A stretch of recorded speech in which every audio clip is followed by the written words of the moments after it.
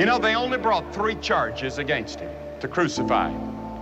One, they said, this man loves sinners. That was one charge.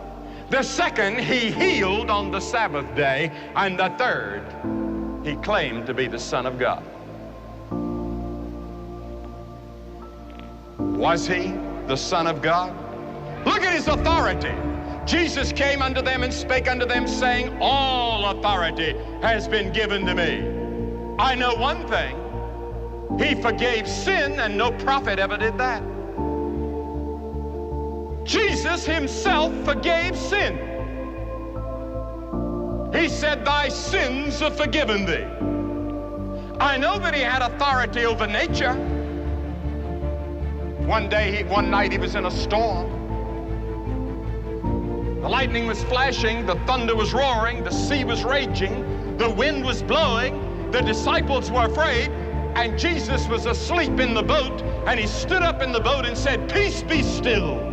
Did ever a man die like Jesus? The lightning flashed and the thunder roared and the earth began to shake. And even the soldiers confessed that this must be the Son of God. Anyone that can see Jesus on that cross and not be touched has a heart of stone.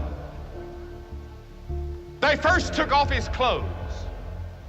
Then they took long leather thongs with steel pellets or lead pellets on the end and beat him across the back until he could hardly stand up.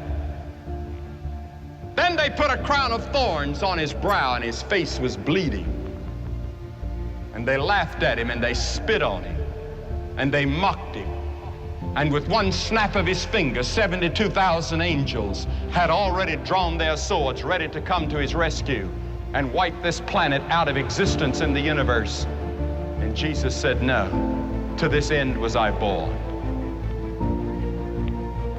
And he dragged and lifted and hauled that cross. When he died on that cross, they nailed him, they put the nails in his hands.